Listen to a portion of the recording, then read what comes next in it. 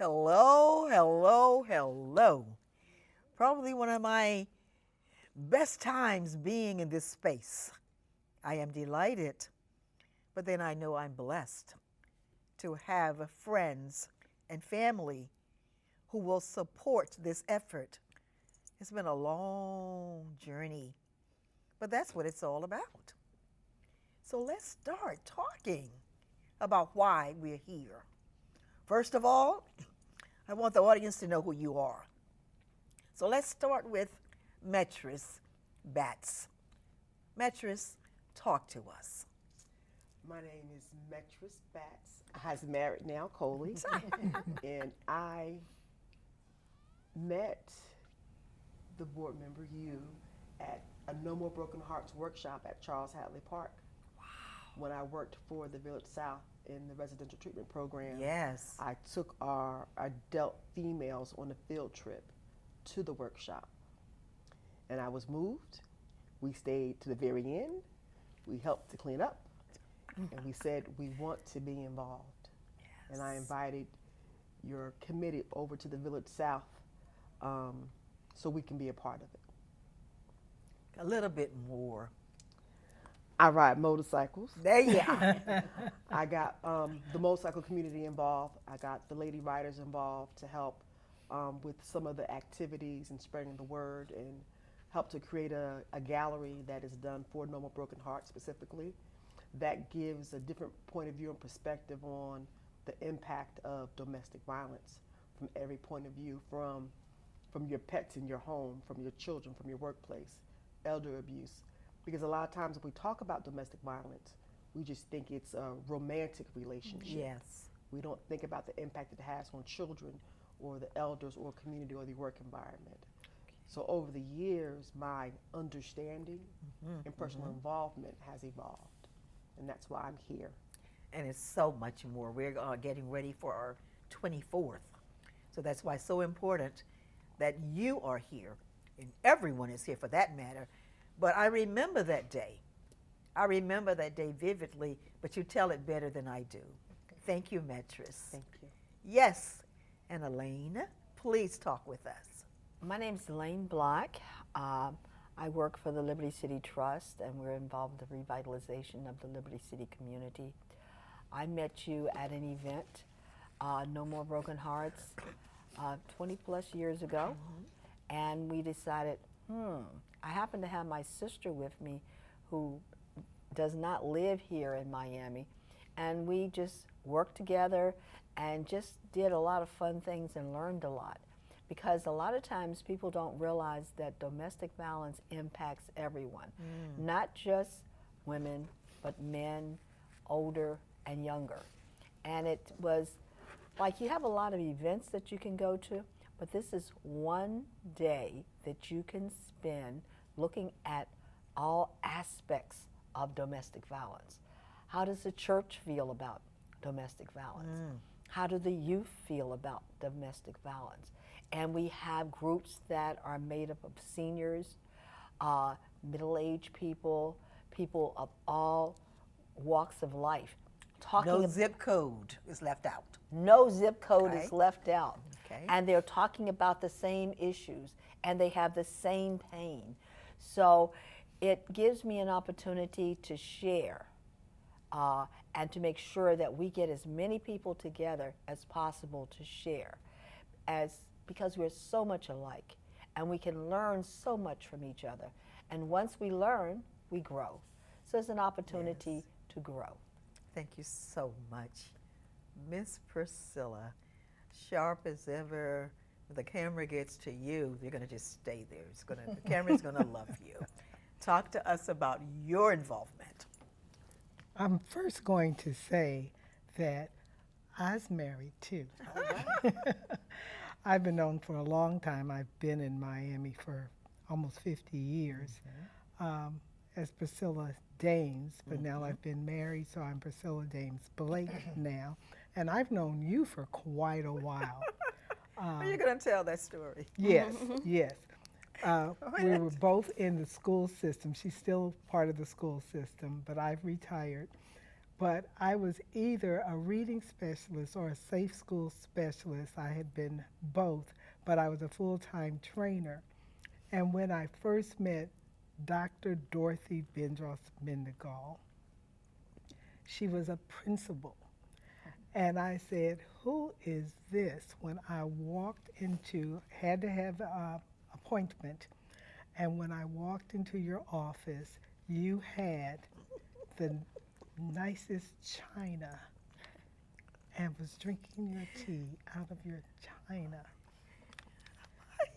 And I said, oh my God, who is this? Who is this? But I soon found out because your carriage not only carries you in front of your parents, but also the children, and you had such a legacy with the community. And so it always starts from the top, and so many have followed you and continue to follow you because of who you are and your carriage. And so I applaud you with that, And because I that thank made you. such a big statement that day. And you see, this is however many years later, 25 years later, and I still remember you in this china. And the story about Liberty City, you're going to have to share that too. But the reason that I got involved with this is because of you. I was not an expert, and still am not, with domestic violence. I'd like to share sometime later in the show how you impacted me professionally. Okay. But I wanted to learn more about domestic violence and assist you. That's why Thank I you. was there with Deanne Connolly Graham. Both of us Yes. started coming at the same time. And that's why we were there. We wanted to learn and to assist you in this particular endeavor. And that's what we did, because we knew we were following the legacy and the impact you had and still have on the community. That in itself carries so much weight. And that's why, if I may say so now, I do think you would deserve to be a CNN hero. And I'm you going did. to. Yes, yes. You, and I you don't forget still- anything. No, no. And like I said, I'm going to pass the mic, and I would like to talk about the international impact No More Broken Hearts have had. We will get to that, and I thank you, and I appreciate the story. And when you mentioned Liberty City, I smiled because you know my background and story so well. But we're going to get back to that. Everyone is going to get another chance. But I move right now to someone who looks exactly like me, and I don't know why. Yes, I do. My daughter, my one and only biological child, Tish Mindingall. Tish, you want to share something? Thank you. You're welcome. I am Tishria Mindingall. I am the current chair of the No More Broken Hearts Conference. And we are very excited to present our 24th conference, as it is. There were different meetings and seminars and things like that regarding domestic violence beforehand, but this is the foremost activity that brings together a number of experts in presenting on different workshops such as domestic violence and religion, financial awareness of all types of domestic violence, resources available. We also will have a resource fair. As Metris mentioned earlier, we have the gallery that is very impactful, and we urge people to get to the conference early so that they can participate in that, as well as a comfort room that is staffed Yes. and maintained by students at FIU. So we have a lot to talk about, I know, but I wanted everyone to know that this is this is a labor of love for all of us, and that we have been involved with for a very long time. Thank you so much. And when you mentioned a labor of love, I always make sure that, well, I did, you just did. That's one of the projects that we do.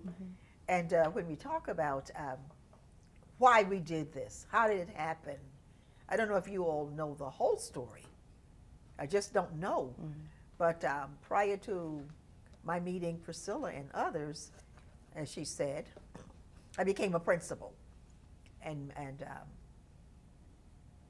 all of my children pretty much, or most of them, did not have fathers living with them.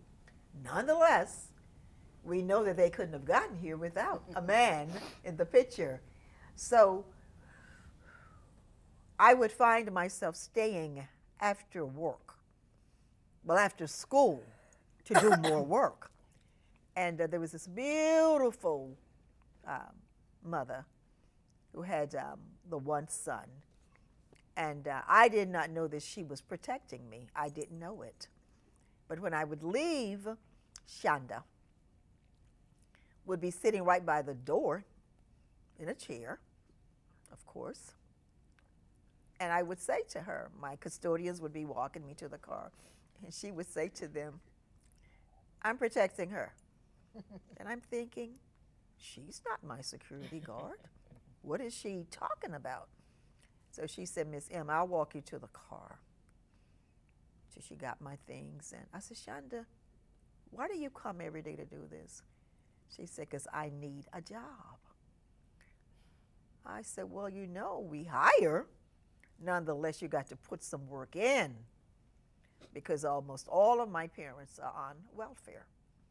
So we just can't give you a job. And some have been out here volunteering, and they don't get one. She said, but they don't protect you. I said, oh, okay. I said, what do you keep talking about protection? She said, well, the more time I spend out here, the less time my boyfriend spends with me. So I said, your boyfriend? She said, yeah. She said, if I don't bring money, he puts hands on me. I said, oh, no, we can't do that, you know. She said, well, Miss M, you wouldn't understand. So I gave her my backstory, and she said, you don't know about men beat? I said, oh, no, you never would have known me or my mom if something like that had happened in our house. So she planted the seed. I've got to let her know. That was before we had the meeting over in Liberty City proper. Shonda started it.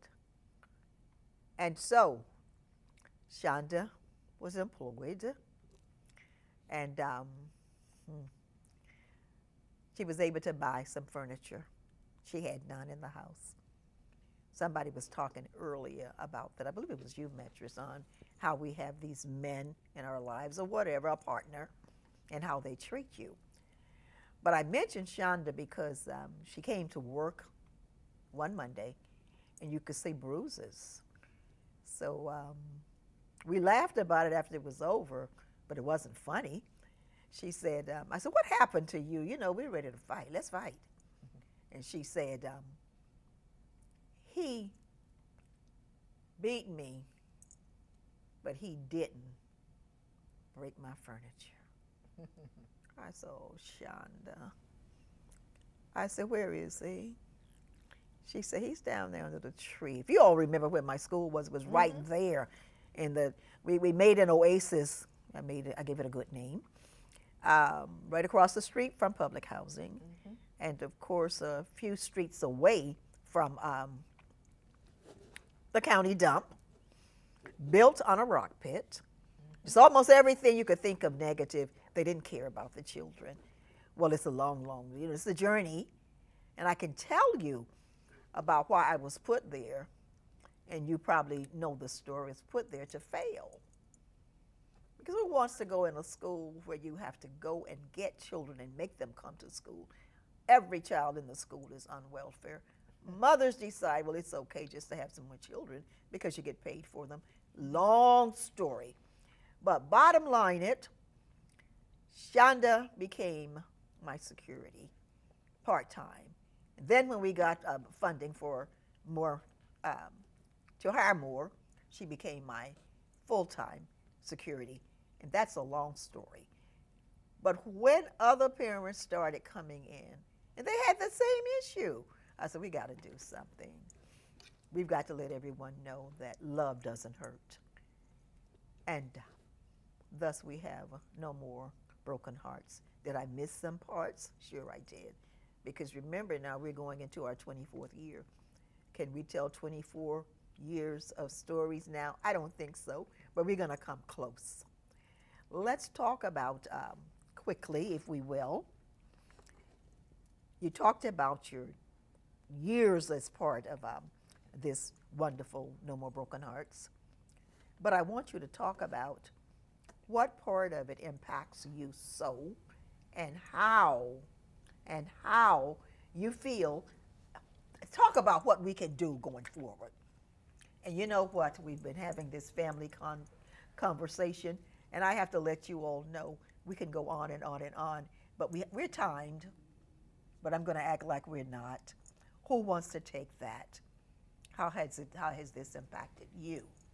The No More Broken Hearts. Anyone? I'll go. Go. It's a hard topic to talk about, and when you find people who are willing to share their testimony and their experiences, you never know who's in the room. So when I began telling my friends about No More Broken Hearts and looking for volunteers, they began to share their stories. I remember the first year I did the gallery, the women were convening outside the classrooms, having conversations and sharing testimony about their experiences and what they went through. And it was a new experience for me. I had seen my aunt being beat by my uncle. There was a gun in one hand and her other hand was wrapped up. And as a child, you see things differently. And you kept thinking, well, why didn't she leave? Why didn't she leave? It wasn't until I began to participate in the sessions and talk to other women and understand why they didn't leave, and that they put their children first, or they didn't have education, or they didn't have a job, and the resources weren't there.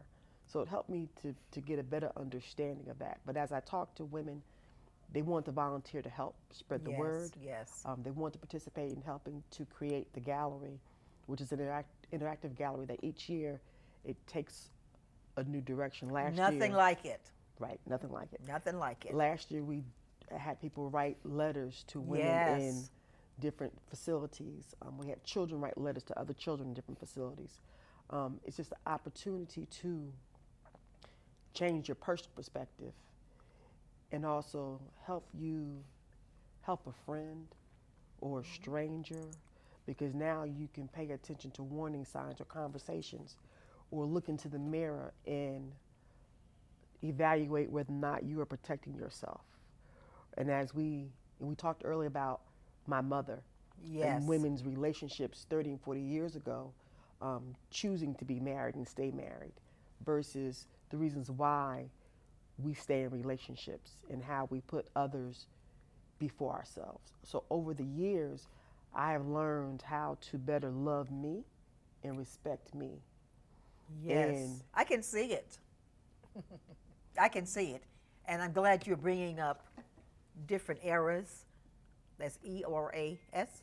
How we have looked at domestic violence and how it has evolved and how it has impacted us. Go right ahead. Yes. And I think what I love most is the women and men that I met at the in-person committee meetings. I think it has strengthened our relationships as community advocates and leaders, but as friends. I think that this committee has had a core, hardworking group of people for over 15 years that keep coming back to do the work and bringing more people to help do the work. So it has evolved. Even through COVID, we transitioned Absolutely. to do a virtual.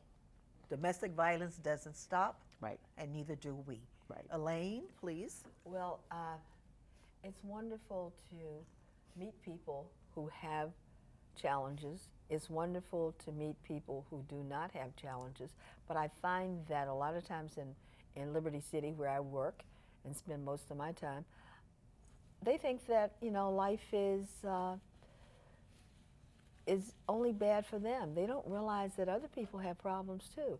You may be the richest. You know why? You're getting there. It's a zip code thing. Amen. But go on, talk a little bit more. Yes. You say, oh, that lady lives downtown. That lady lives in Broward, so she's doing well. Well, you know what? That lady living in Broward, and I've heard some stories, was having more problems than some of my sisters around the corner at Liberty Square. Yep. Okay? Yep. Because my sisters at Liberty Square, they knew how to take up a pot and hit you too. The lady out there in Broward, she was like taking it all. You know what I mean? And not fighting back. And not understanding that it's about having pride in yourself. Amen. Amen. Once you have pride in yourself, That's you what do Metrish not was have to saying. take anything from Better not. anybody. Okay? Okay. And you become a better person. You become a better parent. So you can get out there and do the things that you need to do. One of the nice things about No More Broken Hearts, you meet women from all walks of life. It allows you to have that time to say, hi, sister, how you doing? You know? And share some of your experiences. That's important. And that's what it's about. That's important.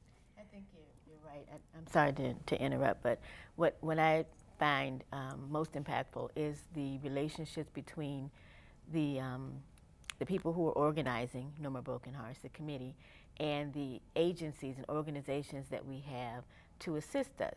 Those people who volunteer their time. We have the Kappas and the Deltas and the Women's Fund and people who normally you may not get to know. But for this topic, for this event, for this activity, we all come together. Exactly. So. Exactly. That's important. Go on. Go on. Oh, that was it. That was it. Well, I did want to mention the advocacy part, that we're advocates in the community.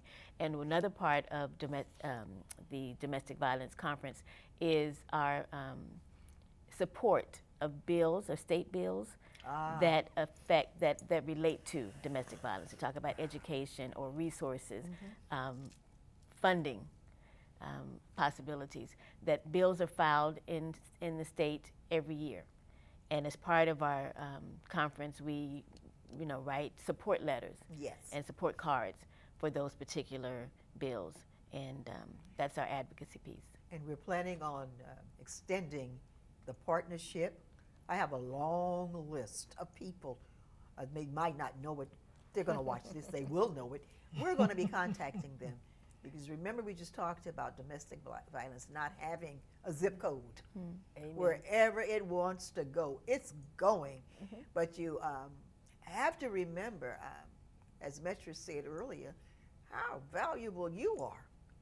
I mean, it might take a little while, but once you recognize your value, your worth, others will too. You teach people how to treat you. Yes, ma'am. Ms. Blake.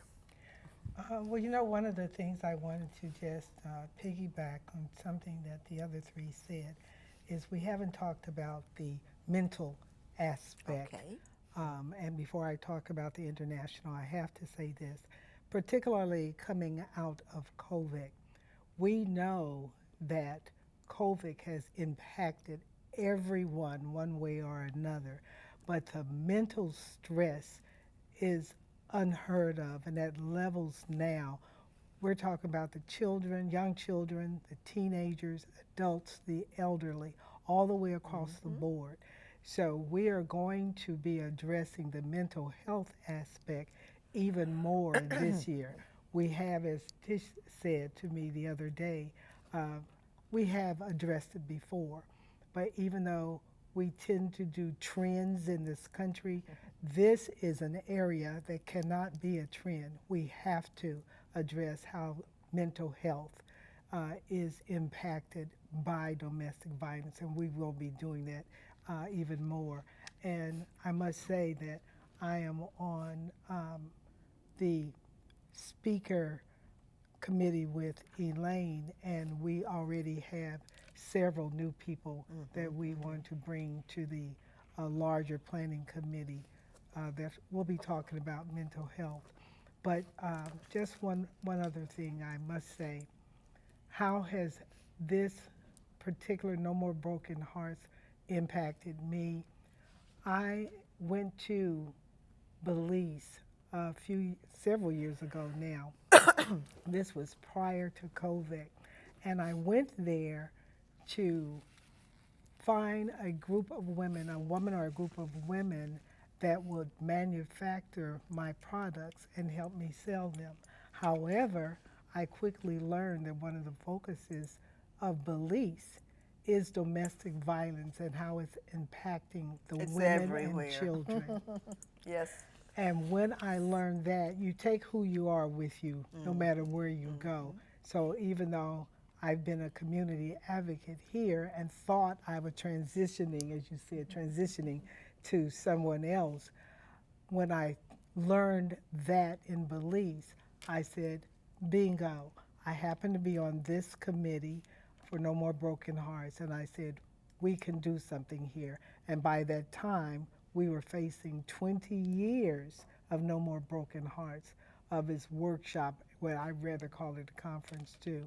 And so I was I like that. more than pleased to be able to invite you and a delegation to come to Belize with me. And the theme that year, my first year of my summit, was domestic violence. So Dr. Bendross-Mindingall brought Elaine and some of your speakers and committee chairs that were experts in the field, and you were the keynote, and they led, each one of them, they led a group there, spoke and led a group there. Well so attended. I really appreciate Yes. it.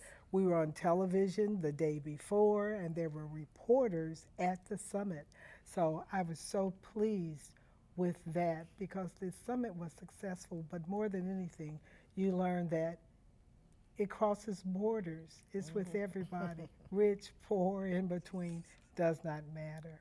So I appreciate you coming, bringing the delegation, and we did something there, and I'm so pleased. We stand ready. We stand ready. I want you all to know that you've already answered quite a bit of what I wanted to ask, especially who should be invited. We talked about our children, but one question that I need to pose is, do we recognize who are abusers? How do they look? Do they give away any kinds of signs? Who wants to take that? Are there signs of an abuser? And be reminded now, it's not just the laying of hands. We know that domestic violence comes in, the most proper, the speaker who can bring the house down. But what is it? The domestic violence. Is it male, female? What is Domestic It could violence be comes anyone. in all forms, all forms, all ages. It can be parent, child, child, grandparent.